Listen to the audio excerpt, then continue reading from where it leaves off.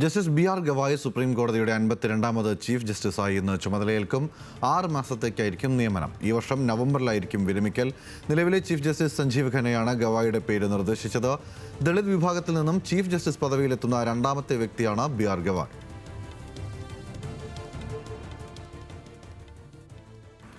ഇന്ന് നടക്കുന്ന justice B R ഗവായിയുടെ സത്യപ്രതിജ്ഞാ ചടങ്ങിലേക്ക് പത്തനംതിട്ടയിൽ നിന്നും ഒരു അധ്യാപകനും എത്തിയിട്ടുണ്ട്.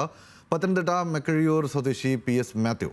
51 വർഷത്തെ ഗുരുശിഷ്യ ബന്ധമാണ് പി എസ് മാത്യുവും ജസ്റ്റിസ് ബി ആർ ഗവായും തമ്മിലുള്ളത്. പരിചയപ്പെടാം ബി ആർ ഗവായുടെ 8ാം ക്ലാസ്സിലെ അധ്യാപകനെ.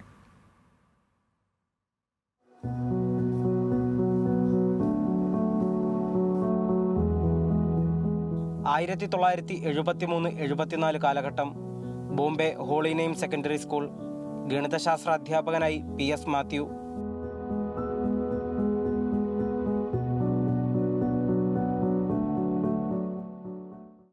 പ്രകോപനം ഉണ്ടാകാനുള്ള കാരണം അത് അവൻ്റെ മാർക്ക് കുറഞ്ഞില്ല. അത് എനിക്ക് ഈ കുട്ടിയെക്കുറിച്ച് ഒന്നും അറിയത്തില്ല.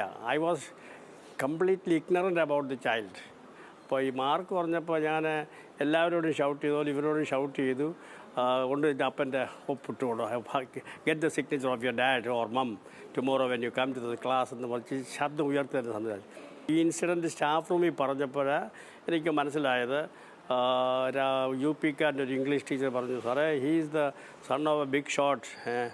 അപ്പോൾ എന്നെ നെക്സ്റ്റ് ഡേയിൽ എൻ്റെ ഡാഡിന് സാറിനെ കാണണമെന്ന് വിളിച്ചപ്പോൾ ഇന്ന് കഴിഞ്ഞ ദിവസം സാറ് പറഞ്ഞതും ഇതും കൂടെ ഞാൻ ഒന്ന് കൂട്ടി വായിച്ചപ്പോൾ എനിക്കൊരു അല്പം പേടി. അച്ഛന് താങ്കളെ കാണണമെന്ന ആവശ്യവുമായി ആ 8ാം ക്ലാസ്സുകാരനെത്തി. കൊണ്ടുപോകാൻ കാറും.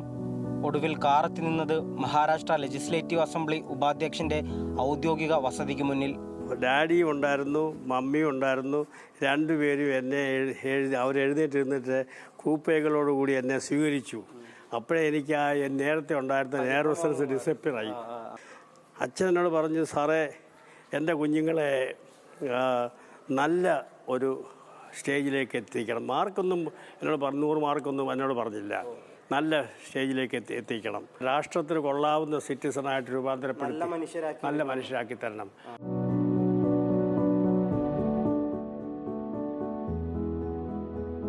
സംഭവത്തിന് ശേഷം മാത്യു സാർ ആ കുടുംബവുമായി ഏറെ അടുത്തു. 3.5 വർഷക്കാലം ബി ആർ ഗവായിയുടെയും സഹോദരങ്ങളുടെയും അധ്യാപകനായി. തൻ്റെ ജീവിതത്തിൽ എന്തെല്ലാം മറന്നാലും ഉത്തരപേപ്പർ ഗവായിക്ക് നൽകിയ ആ ദിവസം മറക്കില്ലെന്ന് മാത്യു സാർ പറയുന്നു. ടീച്ചേഴ്സിൻ്റെ ബെഞ്ച് കഴിഞ്ഞ് അവിടെ 1, 2, 3ാമത്തെ ഡെസ്ക്. 3ാമത്തെ ബെഞ്ചിൻ്റെ ടീച്ചേഴ്സുമായിട്ട് ഫേസ് ചെയ്യുമ്പോൾ റൈറ്റ് സൈഡിലായിരുന്നു. എനിക്ക് ഓർമ്മയുണ്ടത്. അത്രയും എനിക്ക് ആയിരിക്കും ഓർമ്മയുണ്ട്.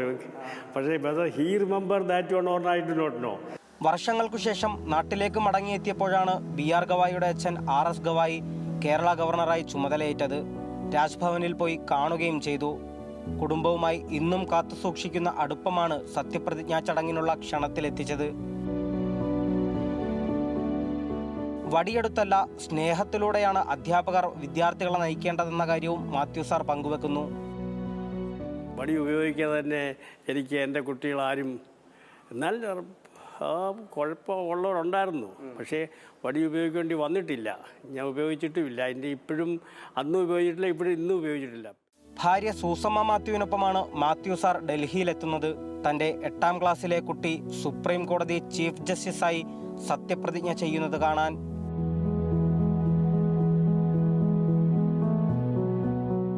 അഫ്സൽ രാജിനൊപ്പം പത്തനംതിട്ടയിൽ നിന്നും ശ്രീരാജ്, ന്യൂസ് മലയാളം.